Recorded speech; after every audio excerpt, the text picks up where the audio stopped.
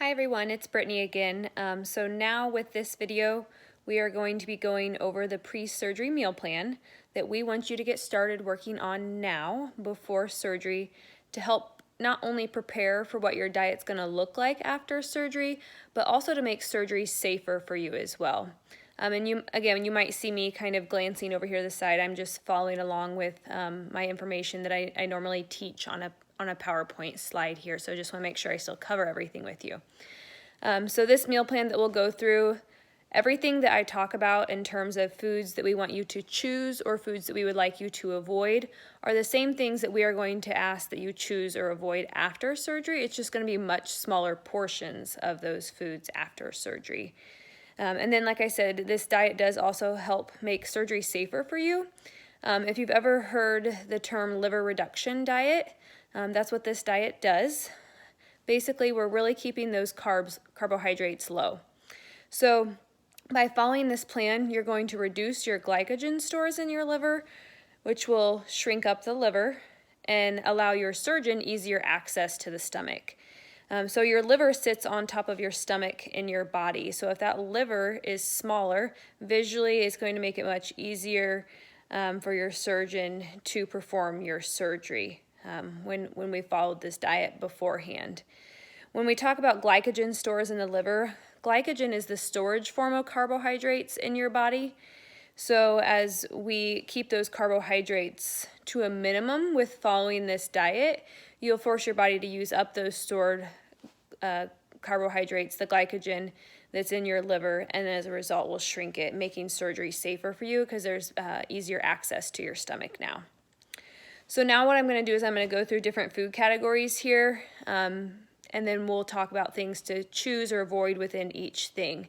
And this is a meal plan that we want you to get started working on changes with your diet now to resemble this diet. We don't want you waiting till, just 2 weeks before your surgery before we start following this meal plan and start making changes with the diet. I always say that this whole new healthy lifestyle starts now, not day of surgery. So we want to start working on things now to prepare us so that that transition's easier after surgery and we're setting ourselves up for better success. So really start working on those changes now. Come surgery day, you're given a tool that's going to help you sustain those changes. So first we're going to start off here with protein. When it comes to protein foods, we want you to choose 4 to 6 ounces per meal and have that protein at every meal. So 6 ounces would be like 2 decks of cards, kind of visually what that would look like on a plate. But the reason we want you to have protein at every meal is because protein does do a better job at filling you up and keeping you fuller for longer. So if we have that protein at every meal, it can help prevent maybe some snacking in between, and it holds us over better to our next meal so that we're not feeling starving come time to have that next meal. If we have that protein at each meal, then that can also really then help with portion control because we're not feeling as hungry. Because what always happens when we let ourselves get to that point to where we feel starving? We're more likely to overeat, and it's easier to maybe not make the best choice. We'll eat whatever's there. So really work on having 4 to 6 ounces of protein at each meal is going to be one of the big things that I really want you to focus on with your diet. So protein after surgery is also very important. So you're preparing for what your meals will look like after surgery too with that. That protein helps you heal better, and it really helps facilitate your weight loss as well. So when it comes to protein, we want you to choose lean options of meats. So if it's a pork chop or a steak, trim away that fat, that visible fat, get leaner cuts to begin with. If it's ground meats, I want you to choose ideally 90% lean or greater with your ground meats. And if it's a deli meat, if it leaves grease on your hands, I would avoid it. So stick more to like your turkey, your ham, your chicken deli meats with things like that. And try to avoid adding lots of fats and oils, butter when cooking your meats. I would prefer that you use more of a cooking spray versus just putting oil into the pan. So other options for protein here are going to be, your chicken, fish, beef, pork. If you do anything like lamb or veggie burgers, those are okay. Eggs are also a great source of protein. And then cheese is another item that will count as protein as well. For cheese, we just ask that you choose reduced fat cheese or cottage cheese. When it comes to beans, we ask that you limit beans to a half a cup a day. Beans naturally do have a little bit more carbohydrates in them, so we want to keep that to no more than a half a cup when it comes to beans. So like pinto beans, navy beans, kidney beans, black beans, those types. And then we want you to avoid anything that's, again, high fat, breaded, or fried. And then we also ask that our patients to avoid nuts, seeds, peanut butter, and nut butters. And usually a lot of people are surprised at that one. The reason that we want you to avoid those is because they're very calorie dense. So you don't get very much, and the calories add up fast. That's because they're high in fat. It's a healthy fat, but it still adds up quick. A quarter of a cup of nuts is about 170 calories. So we ask that you avoid those so that a snack doesn't turn into more calories than a meal for something like that. So our next category here is vegetables. So when it comes to vegetables, we allow unlimited portions of your vegetables, but we do ask that you avoid corn, peas, and potatoes altogether. And that would include both white and sweet potatoes. And the reason we ask that you avoid corn, peas, and potatoes is because those are your high-carb, starchy vegetables. But unlimited portions of everything else, they're low in calories, low in carbs, and a lot of good fiber to help fill you up as well. Next here, going on to our dairy, our milk and yogurt, because you remember we're going to count cheese towards that 4 to 6 ounces of protein. So when it comes to the dairy category, we just have milk and yogurt. We ask that you limit that to 2 servings a day when it comes to milk and yogurt. Although it does provide good protein, calcium, and vitamin D, it does still have carbohydrates in it, lactose sugar. So an 8-ounce glass of milk will be considered 1 serving, and then like a single serve yogurt, which is usually they're usually around 6 ounces or so, give or take a little bit there. When it comes to milk, we ask that you choose skim or 1%, so avoid 2% or whole milk. We're going to get a higher fat content there, and as a result, we're going to get more calorie intake from that. So we want you to choose skim or 1% milk. And then for yogurt, choose a light yogurt, preferably Greek, because you'll usually get at least double the amount of protein there. So that does a better job, again, at helping us feel fuller and more satisfied. Like, for instance, if we're doing that yogurt for a snack. If you don't drink milk or you don't eat yogurt, you don't have to start. But the yogurt especially is a very popular snack option. Next is fruit. So when it comes to your fruit intake, we ask that you limit that fruit intake to a half a cup a day because fruit is high in sugar and high in carbohydrates. It's natural, but it's still going to be higher in those carbohydrates. We do ask that you choose less often grapes, watermelon, bananas, mango, and pineapple. And so when you hear me keep talking about things that are high in sugar, high in fat, I'm going to kind of do a sidestep here. It's not all just about the calories and the carbohydrates, but also your tolerance of those foods after surgery. When something is too high in sugar, it can make you feel very sick, and you can develop what's called dumping syndrome, and we'll talk about that more in your upcoming classes. And then high-fat foods can make you feel very sick, can make you feel sick as well. That small stomach pouch just can't handle those higher concentrations of that. We ask that you avoid all fruit juice, dried fruits, including raisins, because those are going to be much more concentrated in those natural sugars with the fruits. So we ask that you avoid those altogether. And then when it comes to starches, grains, snack foods, things like that, we're asking you to avoid it all. So any type of bread, pasta, rice, crackers, bagels, cereals, sweets, chips, cakes, candies, cookies, pies, even things like tortillas or English muffins. If it's a grain, we want you to avoid it. So after surgery, your meals start off at just a couple ounces a meal. We got to make sure that you can get that protein in. So we don't want that meal to be filled up with carbohydrates. And then also think about what happens when you put pasta or rice in water. It swells up and expands. So it wouldn't feel very well if you did eat that after surgery. Your tolerance of those foods is not great. So not just from a nutritional standpoint, but physically how that food makes you feel after surgery is another reason we're asking you to avoid all these grains. Breads, breads or like pizza crust or dinner rolls kind of go back to the dough form and get that sticky quality, and it's just tough for you to digest those after surgery. And then again, it's not going to help facilitate your weight loss like we want it to. Okay, when it comes to fluid, we want you to drink 64 ounces of fluid a day, 10 calories or less per serving when it comes to your drinks. Those calories add up fast when they're coming from drinks, so no more than 10 calories a drink, please. And then no carbonation. Carbonation can expand and stretch out that stomach pouch and cause a lot of discomfort. So even if it is 0 calories, we're going to ask that you avoid carbonated drinks. And also caffeine after surgery. Caffeine won't be lifelong.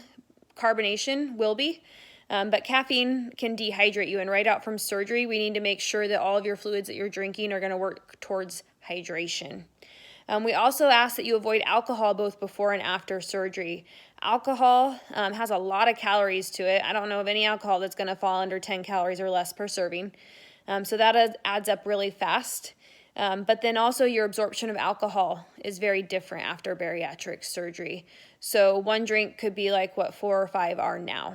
And then with that quicker absorption rate, it also, as a result, can cause more damage to the body with what seems like a small amount of alcohol. And there's also, unfortunately, correlation showing increased risk with addiction after bariatric surgery, alcohol being one of those. So we just don't feel like it's worth going down that path. So we do recommend to avoid it both before and after surgery when it comes to alcohol. Some examples of different fluids you could do: decaf coffee and tea, the flavored waters that are 0 calories or 5 calories are fine as long as it's under that 10 calories serving. Okay, so next off we have vitamins. So vitamins are something that we do want you to start before surgery as well. Vitamins after bariatric surgery are lifelong to make sure that you're getting exactly what you need. You can't get it through food alone anymore. So we want to make sure that you're doing vitamins. We want you to get used to taking them, but also to build up some good stores in your body before surgery as well. So we ask that you start a bariatric multivitamin, and you're going to take that once a day. And then we ask that you take calcium citrate, 500 milligrams, 3 times a day. So the calcium cannot be taken with the multivitamin because the multivitamins that we recommend have iron in it. And calcium will block the absorption of the iron if you take those together. So in the handouts that you're going to get in your email, you'll have the whole meal plan that I'm going over right now. There's an example schedule in there. I usually recommend to do the calciums. So 1 calcium at breakfast, 1 at lunch, 1 at dinner, and then throw that multivitamin that has the iron in it in the evening. On the handout, it does give you purchasing information, websites to go to order those vitamins. And if you have any questions, you can always still call our office with that. But please make sure you start those before surgery. It's very important to make sure that you're getting those nutrients. And I want you, again, to get used to taking them because you will be taking them for the rest of your life. Let me go on here. Okay, we ask that you do a food journal before surgery. So if you bite it, you write it. Write down what you're eating and drinking throughout the day. Are you taking your vitamins? But also include thoughts and feelings in there. Is that impacting what you're eating or how you're eating? Or sometimes it might not be eating more, but some people eat less when they're stressed. And we want to make sure we're getting at least 3 meals a day. So really write down what you're eating and how you're feeling throughout the day and see if there's any connections there. And then looking at that, okay, what can I change moving forward? So I don't want you to use that journal as just something to write down what you're eating. I really want you to look back at it at the end of the week and look at, okay, what did I do really good? And what can I improve upon to make some new goals for yourself each week? That journal is really a good tool for you to kind of learn about yourself throughout this process. It can be a pocket notebook, paper and pencil, as simple as that. But if you want to do an app on your phone, Berrytastic is a really great app. And then there's also MyFitnessPal and Lose It if you prefer to do something more on your phone.